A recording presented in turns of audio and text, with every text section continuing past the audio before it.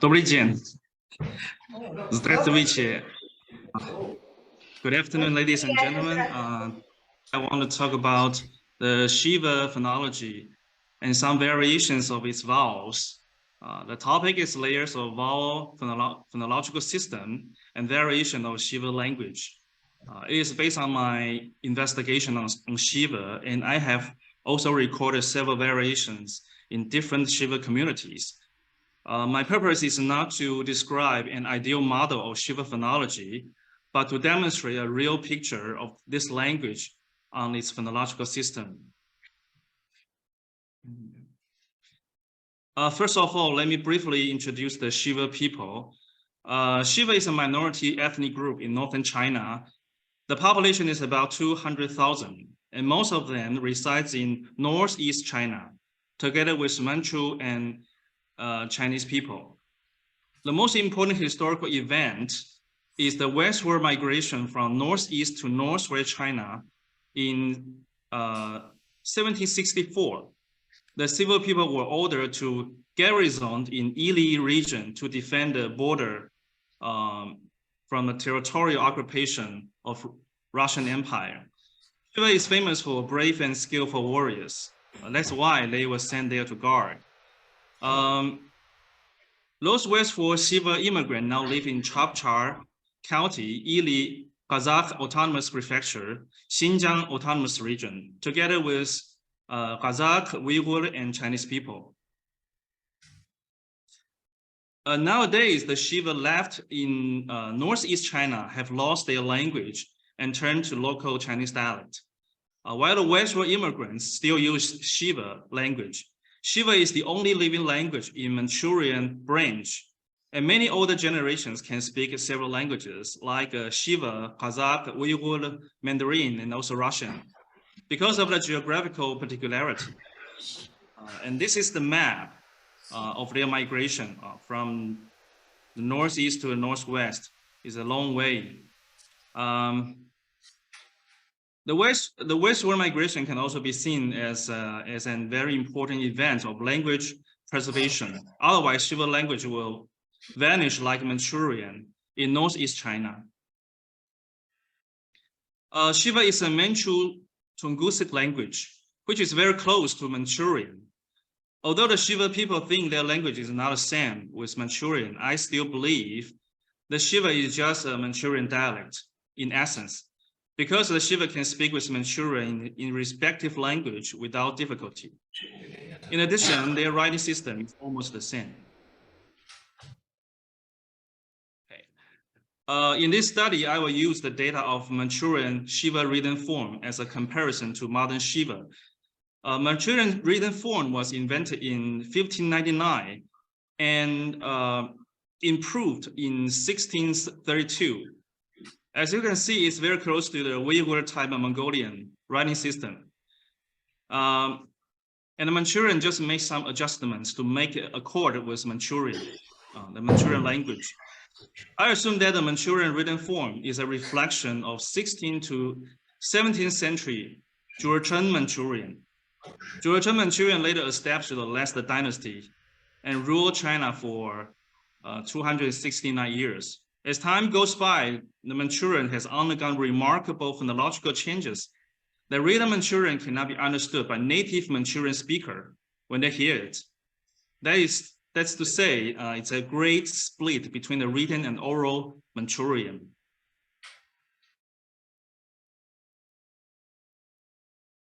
My field trip was in 2014 when I investigated 8 different Shiva towns in Chapchar County. And I also focused on the 5th town where I live. I did a social linguistic study on the phonological variation. And these are the pictures, the photos I took at that time. Okay. This is what they eat every day. It's called a falk oven. And this is where I lived, in the village. And these are the Sibe people.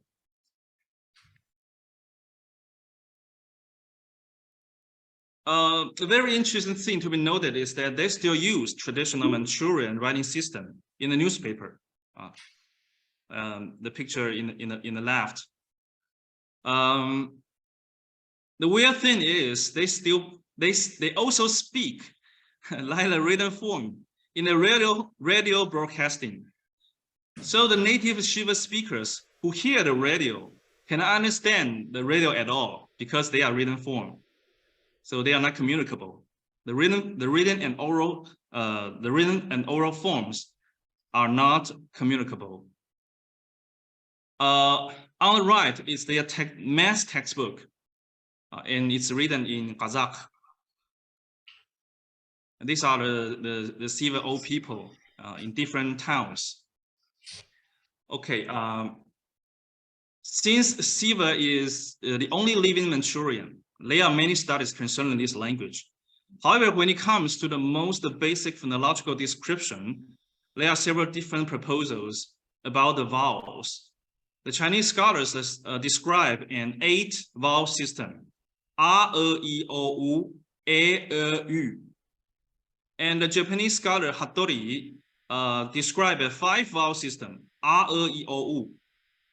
And while the Korean scholar Zhong described a 9-vowel system, R, E, I, O, U, E, U, E. The difference in vowels does not come from different dialects, but different ways, different scholars deal with the phonological system. And I think the main issue here is how to deal with the vowels A, U in the vocal repertoire.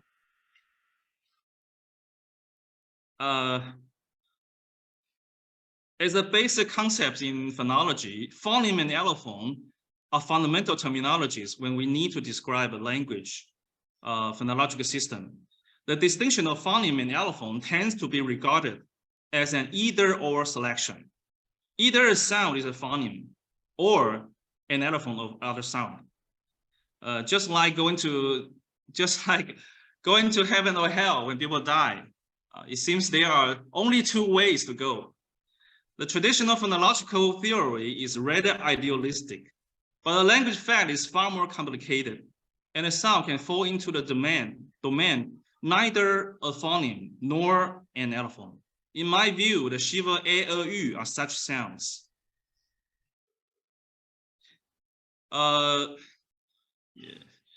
In order to figure out the essence of these sounds, we need to know their occurring environments. I found it is very useful to compare the modern Shiva with the older form. Say the written Manchurian. It's much older. It's 17th century Manchurian. It's much older. The correspondence is prominent. It means their occurrence.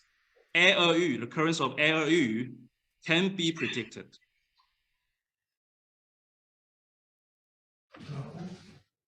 First, we can see the correspondence with A.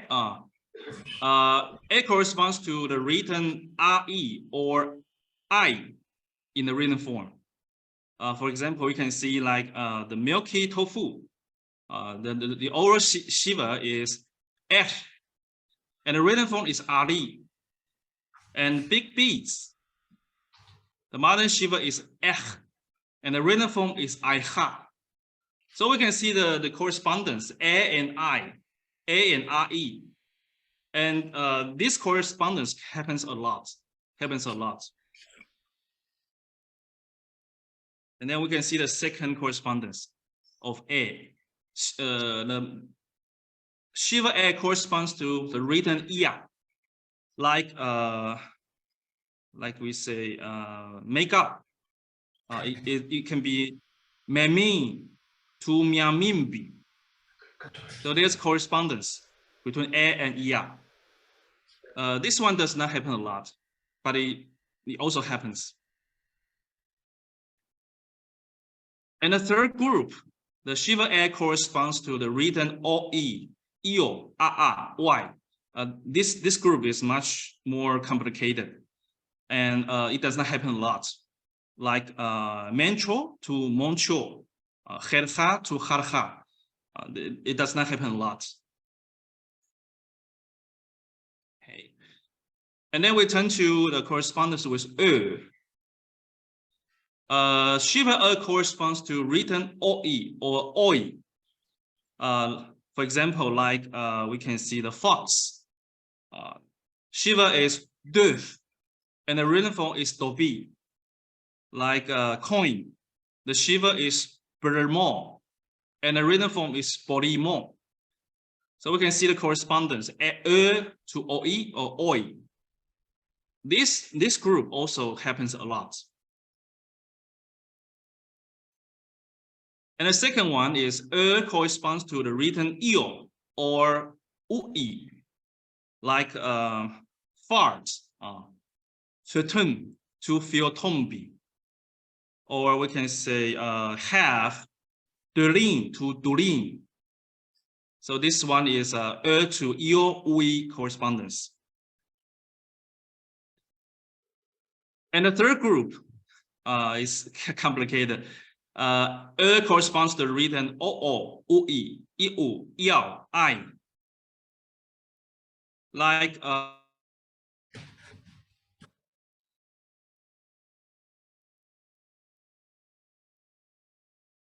we don't hear you.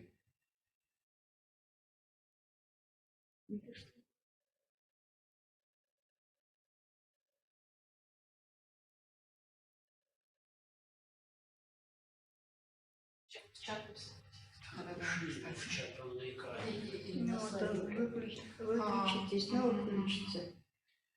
Может, какой-то лимит или нет? Вспомните, как называются эти люди, которые... Вася, это разное, а? Джунгары, нет, а еще. Джунгары? Айраты, да.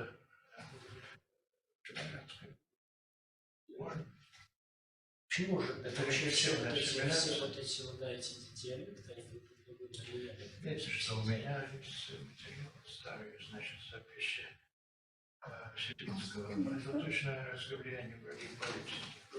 Do you hear us? Could you write in chat?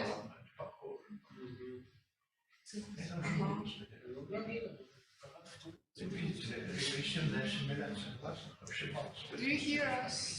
Равенство немножко, там другая гармония. Нет, дело в том, что там другой ритм. Гармония. Не иду, не могут быть в словах с...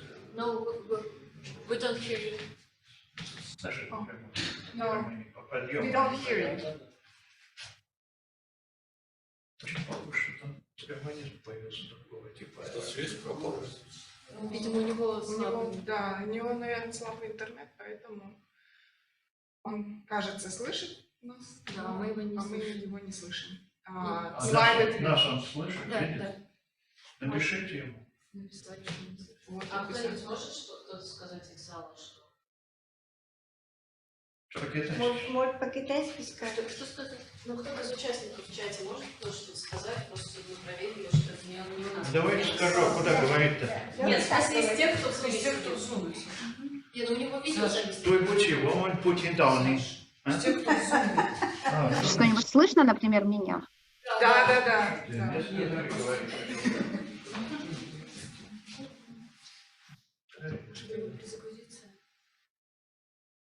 Вот и правда, Александр Михайлович, скоро нас слышит, что-нибудь скажете?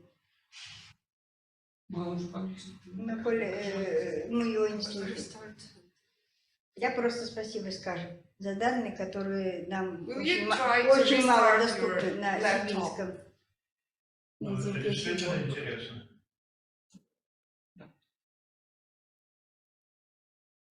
Просто скажи, что мы его не слышим, что мы благодарны. I can hear you now. Так. We can't hear you, probably. Can you hear me? Oh, yes, we can. Yeah, perfect. Okay. Let me move on. Shiva Yu corresponds to the written ui or ui, and this one happens a lot. And then the correspondence yu with iu or yu, like the feminine yun to yu yum, or like arrow nul to niru. This one also happens a lot. And Shiva U corresponds to the written io, oi, or ioi, like a wolf, yu, in Shiva, and the written form is nyohu, or the palate, urunum, nyoronombi. This one does not happen a lot. Okay.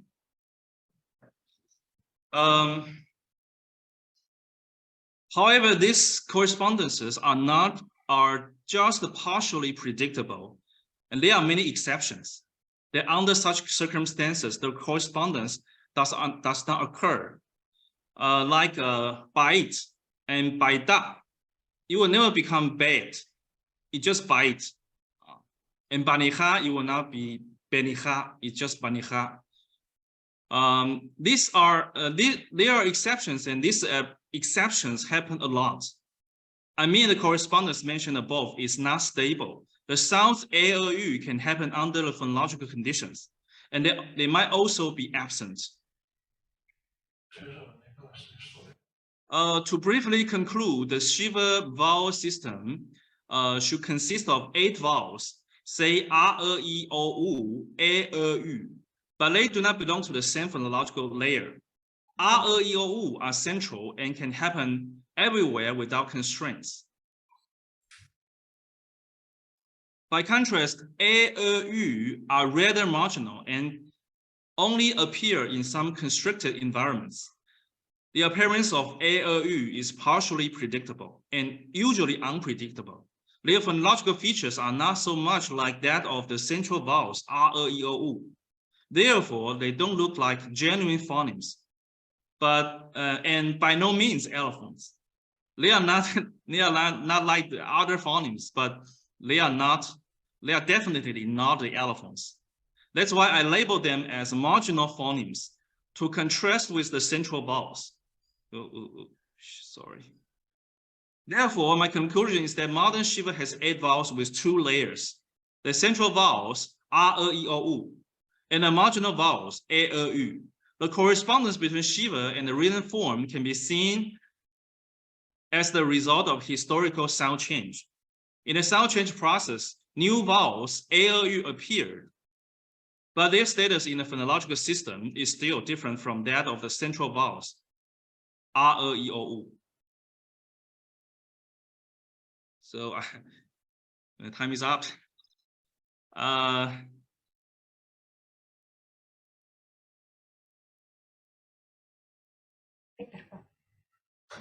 Oh, so you finished?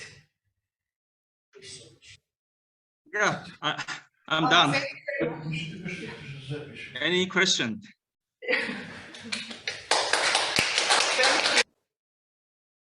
Thank you.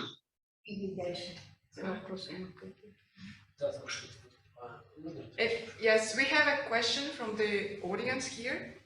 Yeah. Okay, please. Thank you for your interesting presentation. Unfortunately, I've missed some points in the beginning of your presentation.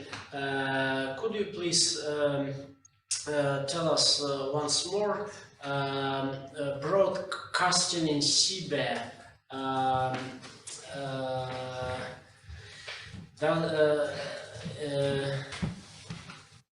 Is it in written or in spoken form of the language? Thank you. I don't quite understand your question. Can you say it again? So you mentioned that there is a broadcasting in Sibe. Radio. In which form Yeah, of the Shiva. language?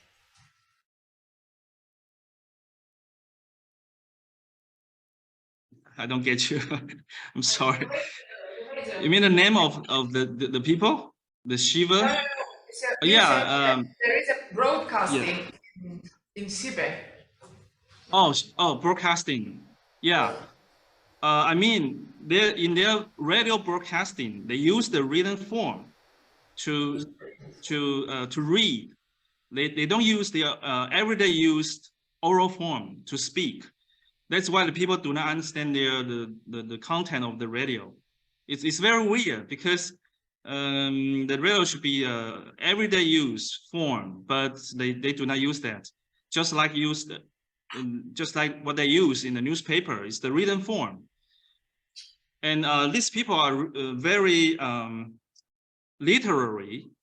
They have translated many Chinese classics into Shiva because they have received very good education. They can read the Manchurian without any problem.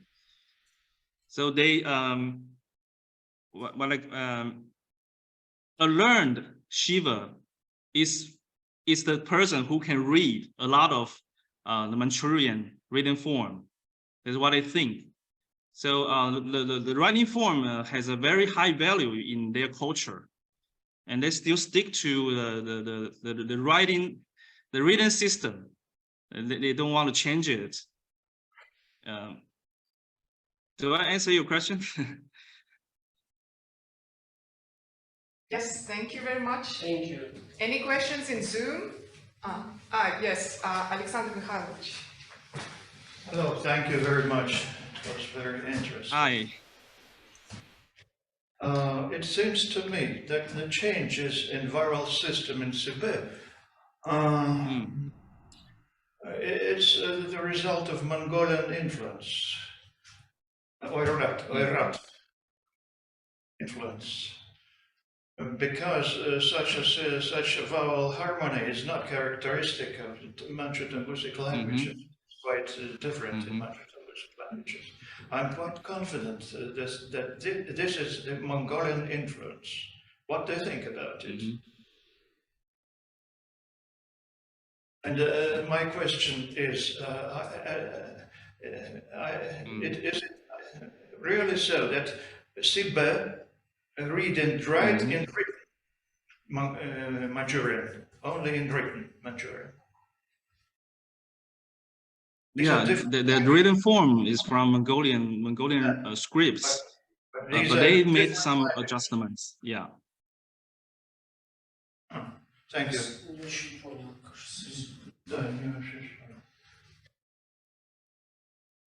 And you mentioned the vowel harmony. I don't think that the Shiva language sticks too much to the vowel harmony. The law just break up, just break down.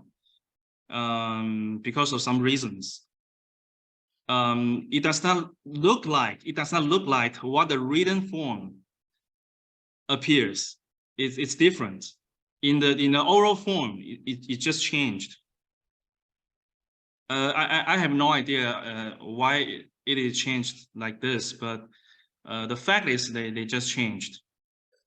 They do not stick to the vowel harmony law. But Manchurian language has almost lost the vowel harmony. What about Sibe? I'm not sure about it. I'm not very certain about the breakdown of the vowel harmony law in Shiva, but in the written form, it sticks to the vowel harmony very well. But in the oral form, it's just very different. Very different. Yes. Thank you for your question. Thank you. Спасибо.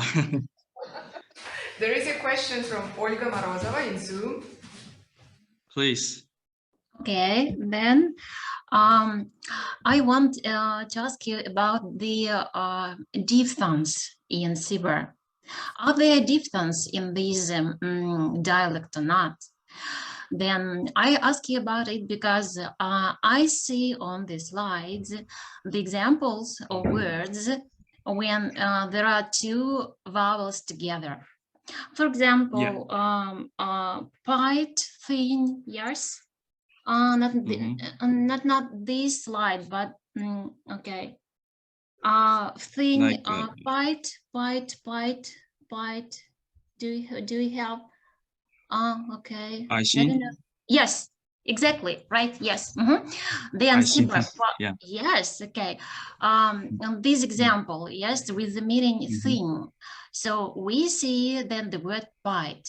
Is it a diphthong or monophthong? So two monophthongs. Okay, what do you think about the existence of diphthongs in this dialect? You mean there are no diphthongs in Shiva? Yes. There are okay. just two monophthongs. Two monophthongs, Is that what you mean? right? Yes, Two right. So monophthongs. you consider that in this word there are two syllables, right?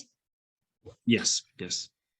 Okay. Okay. I think it's diphthong, because you know that Manchurian is greatly affected by the Chinese language. In the 17th century, the Manchurian lived with the Chinese people, and they have a lot of long words. So it's not weird that they have a lot of diphthongs borrowing from the Chinese language. That's what I think. Just like this, I xin